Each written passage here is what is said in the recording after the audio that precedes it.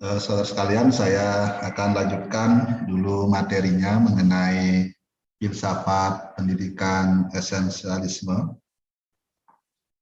Bisa mungkin sekalian sudah sempat membaca mengenai filsafat pendidikan esensialisme ini. Jadi kalau dari pengertian, esensialisme secara etimologi berasal dari bahasa Inggris, yaitu esensial yang berarti inti atau pokok dari sesuatu, dan isme yang berarti aliran. Jadi esensialisme merupakan aliran filsafat pendidikan yang ingin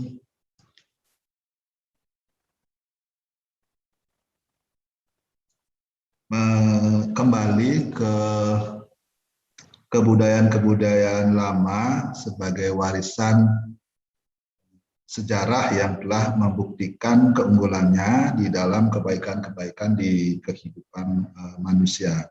Tepatnya adalah kebaikan-kebaikan yang mungkin sudah dilakukan pada kehidupan yang terdahulu dan itu dianggap atau masih dianggap sebagai sesuatu yang mulia dan patut untuk dilanjutkan. Humanisme merupakan filsafat yang mendasari filsafat pendidikan esensialisme. Jadi karena humanisme merupakan pandangan yang memberikan reaksi terhadap hidup yang mengarahkan kepada keduniawian. Filsafat esensialisme juga dipengaruhi oleh filsafat idealisme, dan ini sudah sempat kita bahas bersama, dan juga realisme. Jadi filsafat pendidikan esensialisme memandang bahwa pendidikan harus berpijak pada nilai-nilai yang memiliki kejelasan sumbernya. Jadi kalau kita lihat secara keseluruhan di Indonesia, bisa jadi sumber-sumber nilai ini berasal dari kitab-kitab suci masing-masing agama. Nilai yang terbukti kejelasannya akan membawa nilai kebaikan pada masyarakat, dan ini yang menjadi tujuan mengapa kita harus melaksanakan pendidikan itu sendiri. Tujuan filsafat pendidikan esensialisme adalah membentuk seseorang menjadi berguna dan berkompeten, sehingga isi pendidikannya tentu harus mencakup ilmu pengetahuan. Kalau kita lihat kurikulum sekolah filsafat pendidikan esensialisme, itu dipengaruhi oleh filsafat pendidikan idealisme juga. Jadi filsafat pendidikan esensialisme ini sesungguhnya menegaskan bahwa pendidikan yang baik dan benar itu terdiri dari pembelajaran keterampilan dasar, baik itu membaca, menulis, berhitung, seni, dan ilmu pengetahuan lainnya. Nah, pandangan filsafat pendidikan esensialisme itu dapat dilihat dari aliran yang menginginkan manusia kembali kepada kebudayaan lama, karena kebudayaan lama telah banyak melakukan kebaikan untuk manusia, sehingga masih dipandang sangat relevan untuk dikembalikan, kemudian dijadikan rujukan pada kehidupan selanjutnya. Filsafat pendidikan esensialisme itu memandang bahwa pendidikan harus berpijak pada nilai-nilai yang memiliki kejelasan sumbernya. Seperti yang saya jelaskan tadi, bahwa nilai-nilai yang mungkin sebagian besar dianut oleh umat beragama di Indonesia adalah berasal dari kitab-kitab suci yang sudah terbukti, yang sudah dilaksanakan secara turun-temurun bertahun-tahun. Nah, nilai-nilai yang bersumber dari kitab suci tersebut terbukti kejelasannya membawa nilai kebaikan yang sampai saat ini kita masih jadikan pedoman bersama, dan bahkan masyarakat sangat fanatik terhadap nilai-nilai tersebut. Tujuan dari pendidikan filsafat pendidikan esensialisme ini tentu membentuk seseorang bisa menjadi berguna dan berkompeten di dalam hidup dan kehidupannya di kemudian hari. Yang jelas bahwa dari nilai kebudayaan yang ada sebelumnya kemudian sekarang dilaksanakan, diharapkan bahwa masyarakat kemudian generasi muda bisa menjalani kehidupannya dengan lebih baik, tentu dalam adaptasi berbagai macam pandangan-pandangan kebaikan yang lainnya. Beberapa tokoh-tokoh filsafat pendidikan esensialisme kita bisa lihat pemikirannya dari William. William berpendapat bahwa filsafat pendidikan esensialisme mempunyai ciri-ciri yaitu minat yang kuat dan tahan lama pada peserta didik, itu tumbuh dari proses belajar yang menarik perhatian. Tanpa ada proses ketertarikan pada perhatian, jadi tentu pendidikan itu sesungguhnya hanya sekedar formalitas. Kemudian ada pengawasan, baik itu yang dilakukan oleh para orang tua maupun guru di sekolah, kemudian ada pengarahan dan bimbingan dari orang dewasa yang lain, seperti masyarakat atau tetangga dan lain sebagainya, dan itu melekat pada masa balita yang panjang. Kemampuan dalam mendisiplinkan diri harus menjadi tujuan dari pendidikan itu sendiri, sehingga kedisiplinan adalah salah satu cara yang sangat diperlukan untuk mencapai tujuan pendidikan.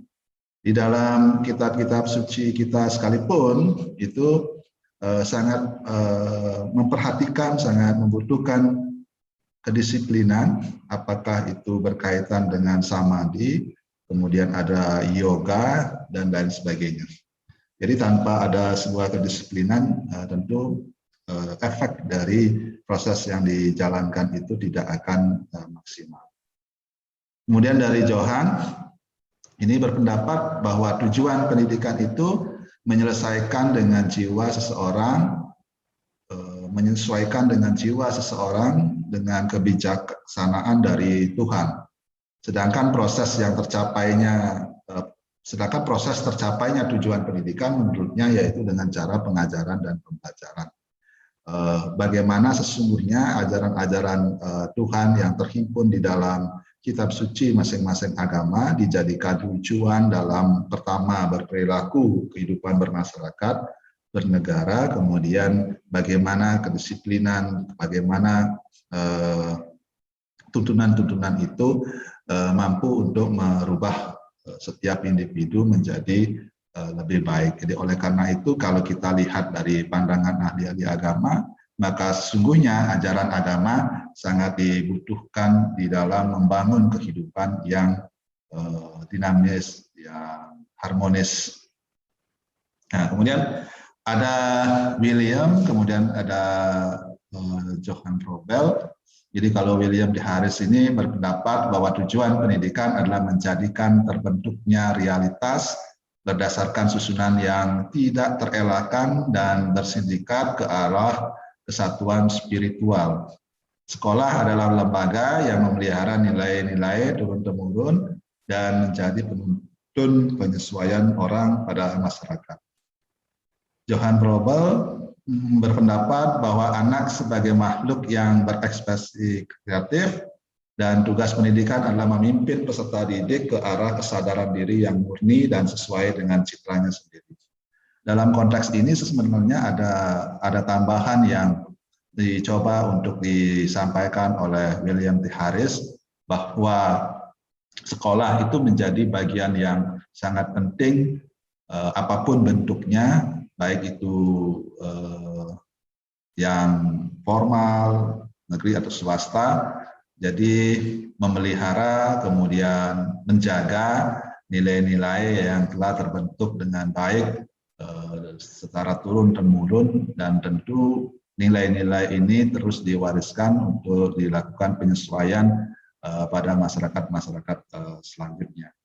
Jadi bagaimana sekolah menjadi bagian dari lembaga yang memelihara kebudayaan itu sendiri. Dalam konteks ini, William T. Harris menekankan bahwa sekolah harus menjadi garda terdepan di dalam pembentukan jati diri sebuah bangsa.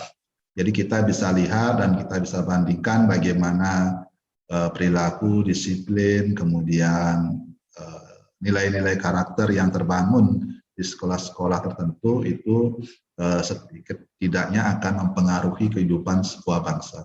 Jadi kita bisa lihat umumnya di Jepang. Jadi dengan berbagai macam karakter yang mulai ditumbuhkan, mulai dikembangkan dari masa kanak-kanak itu mampu membawa masyarakatnya yang mungkin lebih baik kalau kita lihat sampai sekarang. Nah, sedikit tambahan kemudian dari Johann Roble, jadi bagaimana tugas pendidikan itu apakah dilaksanakan di rumah, kemudian sekolah atau masyarakat mampu untuk memimpin kita sekalian ke arah kesadaran diri tentang hidup dan kehidupan ini yang harus kita lakukan, harus kita jalani dengan sangat baik, yang akhirnya akan bermuara kepada kesejahteraan dan kehidupan yang harmonis. Berkaitan dengan konsep esensialisme tentang pendidikan, jadi esensialisme dimengerti sebagai reaksi kedua terhadap progresivisme pada tahun 1930-an. Jadi esensialisme ini menilai bahwa praktek progresivisme telah melahirkan pendidikan yang gagal sebagai akibat dari adanya pendidikan sebagai usaha belajar tanpa penderitaan. Karena pendidikan merupakan sebuah proses, maka tentu harus dilakukan dengan sedikit usaha, dan usaha itu kadang-kadang membutuhkan sesuatu yang ekstra keras. Jadi sebenarnya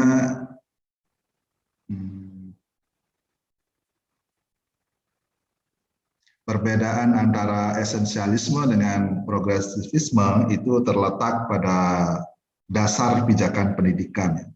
Mungkin Anda masih ingat dengan apa yang saya sampaikan terdahulu bahwa progresivisme menyatakan pendidikan berpijak pada hal yang fleksibel, terbuka pada perubahan, kemudian toleran, dan tidak terkait dengan doktrin tertentu. Sedangkan jika kita lihat sekarang, esensialisme berpandangan bahwa pendidikan harus berpijak pada nilai-nilai yang memiliki kejelasan, tertata jelas, dan tahan lama yang memberikan kestabilan. Nilai-nilai yang memenuhi kriteria tersebut adalah nilai yang mungkin berasal dari kebudayaan dan filsafat yang sudah ada sejak abad-abad sebelumnya, yaitu kebudayaan di masa-masa kesadaran. Jadi upaya yang disarankan oleh esensialisme untuk meningkatkan pendidikan adalah pengujian ulang materi yang terdapat dalam kurikulum, melakukan pembedaan program sekolah menjadi esensi dan non-esensial, dan kembali mengukuhkan otoritas pendidik dalam proses pembelajaran. Jadi secara keseluruhan sebenarnya kalau kita baca pendapatnya Gerald Gutek itu di tahun 1997 menyatakan bahwa esensialisme adalah teori pendidikan yang melihat fungsi sekolah sebagai pelestari dan transmisi unsur-unsur dasar budaya manusia. Jadi memang penekanannya itu kembali ke mata pelajaran yang sistematis, belajar sebagai penguasaan keterampilan dasar dan pengetahuan, kemudian guru sebagai wakil budaya yang matang dan seseorang yang berkompeten di dalam materi pembelajaran dan pengajaran. pendidikan sebagai persiapan kerja dan kewarganegaraan dan pelestarian fungsi akademik sekolah. Jadi kalau kita lihat pendapatnya Gutek ini, sesungguhnya guru menjadi faktor yang sentral di dalam proses pembelajaran itu sendiri. Ketika teknologi sudah berkembang sekalipun, masih tetap kemudian guru menjadi garda terdepannya. Kalau tidak ada guru, bahwa proses pembelajaran itu mungkin tidak berlangsung. Jadi terdapat beberapa pemikiran dari esensialisme tentang pendidikan, yaitu tentang pendidikan dasar, jadi kemudian tujuan pendidikan, kurikulum pendidikan, kemudian model dan metode pendidikan, serta peran guru. Nah, dalam hal landasan dasar pendidikan, esensialisme menyatakan berdasarkan pada pengembangan manusia selalu berada di bawah asas ketetapan dan natural sifatnya. Maka pendidikan harus dibina atas dasar nilai-nilai yang kukuh dan tahan lama agar memberikan kejelasan dan kestabilan arah bangunnya. Jadi kalau kita membaca bukunya Muhammad Ali di tahun 2013, itu menyatakan bahwa eksistensi pendidikan sesungguhnya mudah goyah dan tidak memiliki arah yang jelas. Jika pendidikan bersifat fleksibel dan terbuka pada perubahan, kemudian toleran, tidak berkaitan dengan doktrin dan norma yang universal. Nilai-nilai yang memiliki tata yang jelas dan telah teruji oleh waktu diperlukan agar pendidikan memiliki tujuan yang jelas dan kukuh. Nah, nilai-nilai tersebut dapat ditemukan dan dipilih dari nilai-nilai yang telah secara terus-menerus tumbuh dan berkembang, kemudian disepakati bersama oleh masyarakat sebagai pedoman bersikap dan bertindak oleh masyarakat tersebut. Jadi kalau kita lihat pandangan paham dari esensialisme ini, sesungguhnya pendidikan bertujuan agar anak-anak didiknya kelak mampu hidup di dalam masyarakat, karena sesungguhnya kehidupan yang real itu ada di dalam masyarakat itu sendiri. Nah, sekolah sebagai garda atau lembaga yang fungsinya sesungguhnya mempersiapkan para peserta didik untuk bisa survive dalam kehidupan masyarakat. Menurut pemikiran esensialisme, sekolah berfungsi untuk mentransformasikan kemampuan generatif atau keterampilan dan disiplin intelektual, yang berarti sekolah telah mengabadikan warisan budaya. Sekolah menjadi agen keberlanjutan budaya dan stabilitas, dan itu disampaikan oleh Gutek di tahun 1997. Jadi pada prinsipnya adalah sekolah menjadi agen keberlanjutan budaya dan stabilitas. Nah, hal yang lain sesungguhnya kalau kita baca dari bukunya Binti Mauna di tahun 2009, sesungguhnya juga menyatakan hal yang senada, bahwa tujuan pendidikan itu adalah menyampaikan warisan budaya dan sejarah melalui kumpulan inti pengetahuan. Jadi dapat disimpulkan sesungguhnya tujuan pendidikan esensialisme itu adalah membina kesadaran manusia akan alam semesta dan dunianya untuk membentuk kesadaran spiritual menuju Tuhannya, pengenalan warisan masa lampau, dan menumbuhkan kemampuan disiplin diri agar kita sebagai anak didik, peserta didik, mahasiswa kelak mampu hidup di dalam masyarakat dan menyesuaikan diri dengan lingkungan dan pola stimulus dan respon. Selanjutnya, pemikiran esensialisme tentang kurikulum pendidikan adalah kurikulum hendaknya memulai dari ilmu pengetahuan, kesenian, dan segala yang dapat bergerak menggerakkan kehendak manusia. Jadi kurikulum pendidikan diharapkan memuat hal-hal yang mengembangkan akal, rasa, dan kehendak manusia itu sendiri. Karena nanti manusia akan hidup dalam kehidupan bermasyarakat, maka ada akal, ada rasa, dan kehendak yang terus dicoba untuk dibangkitkan, kemudian ditanamkan nilai-nilai kebudayaan luhur di masa lalu. Pengalaman belajar yang berbeda dan terorganisir diharapkan dapat diperoleh siswa sesuai dengan tingkatannya masing-masing. Oleh karena itu, maka belajar di sekolah dibatasi atau dikelompokkan berdasarkan atas usia.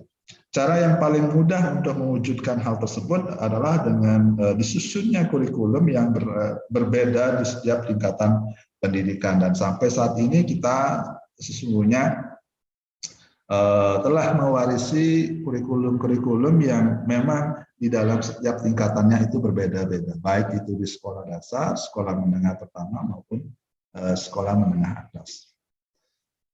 Selain itu kurikulum meliputi 4 hal, yaitu universal, sivilasi, kebudayaan, dan kepribadian.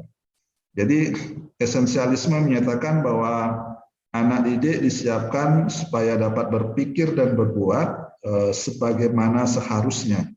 Jadi seharusnya ini adalah berasal dari nilai-nilai luhur yang telah disepakati oleh masyarakat yang mungkin sebagian besar di Indonesia ini, nilai-nilai luhur itu sekali lagi berasal dari kitab-kitab suci masing-masing agama. Nah, maka pengetahuan atau materi pelajaran itu disusun secara sistematis sehingga mampu diterima secara normatif seperti mempelajari nilai-nilai hidup dan kehidupan yang lain. Materi yang disusun dalam kurikulum pendidikan menurut esensialisme meliputi materi yang bersifat tetap dan materi yang berubah. Jadi nilai-nilai luhur yang tadi yang diwariskan turun-temurun tentu bersifat tetap, tetapi bagaimana kemudian reaksi atas kehidupan saat ini, apalagi dalam kehidupan globalisasi, itulah dikategorikan sebagai materi yang berubah. Para esensialis ini sesungguhnya menekankan implementasi pengetahuan dasar itu pada 3 R. Ya. Ada reading, writing, kemudian arithmetic. Jadi membaca, menulis, kemudian berhitung. Ini yang kemudian diadopsi oleh pemerintah di dalam pengetahuan dasar ya, Calistung. 3 materi tersebut dipandang sebagai pengetahuan dasar yang sangat ditekankan dalam esensialisme, karena esensialisme berupaya mengajarkan siswa dengan berbagai pengetahuan dasar. Saudara sekalian, jadi esensialisme kalau kita simpulkan, dapat disimpulkan bahwa tujuan pendidikan menurut esensialisme adalah membina kesadaran manusia akan alam semesta dan dunianya untuk membentuk kesadaran spiritual menuju Tuhannya. Jadi pengenalan warisan budaya masa lampau menumbuhkan kemampuan mendisiplinkan diri agar anak-anak didik kelak mampu bertahan di dalam masyarakatnya dan menyesuaikan diri dengan lingkungan dalam pola stimulus dan respon. Jadi pembelajaran pendidikan esensialis berintikan dasar keahlian seni dan ilmu pengetahuan yang telah dikembangkan di masa lalu. Kemudian keahlian esensial yang penting yaitu membaca, menulis, dan berhitung yang dapat diketemukan di dalam setiap kurikulum sekolah dasar. Jadi pada esensi sesungguhnya di dalam esensialisme ini ada yang memang dikategorikan sebagai pendidikan dasar, ini Calistung tadi, kemudian ada yang mungkin dalam kaitan sekunder. Ya. Jadi penguasaan keterampilan dan mata pelajaran, disiplin-disiplin itu sesungguhnya bertujuan supaya dapat memecahkan persoalan pribadi, sosial, dan kemasyarakatan, dan juga bertujuan untuk mempersiapkan siswa yang berfungsi sebagai anggota masyarakat yang beradab. Guru berperan sebagai tauladan atau contoh dalam pengawalan nilai-nilai dan penguasaan pengetahuan atau gagasan. Oleh karena itu, peran guru menjadi sangat penting mengingat pendidikan dalam pandangan esensialisme bertugas menjadikan subjek-subjek didiknya memiliki kemampuan untuk merealisasikan potensi-potensinya menjadi subjek-subjek yang mampu menyesuaikan diri dengan lingkungan kehidupannya. Dan yang lain adalah menjadi subjek-subjek yang mandiri di dalam menghadapi problem kehidupannya. Jadi kita bisa memandang bahwa kehidupan ini sesungguhnya tidak akan bisa lepas dari masalah. Oleh karena itu, peserta didik atau masyarakat ya harus dipersiapkan untuk menghadapi masalah itu sendiri. Sebagai penutup, saya ingin menyampaikan mengenai esensialisme merupakan pendidikan yang didasarkan kepada nilai-nilai kebudayaan yang telah ada sejak berabad umat manusia. Jadi kata kuncinya itu.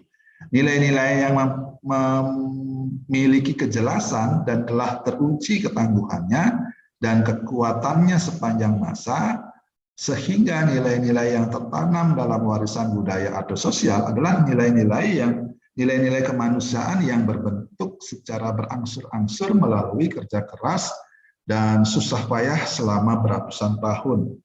Di dalamnya telah teruji dalam gagasan-gagasan dan cita-cita yang telah teruji dalam perjalanan waktu. Nah, esensialisme berpendapat bahwa disiplin-disiplin intelektual merupakan dasar penting dari kehidupan modern.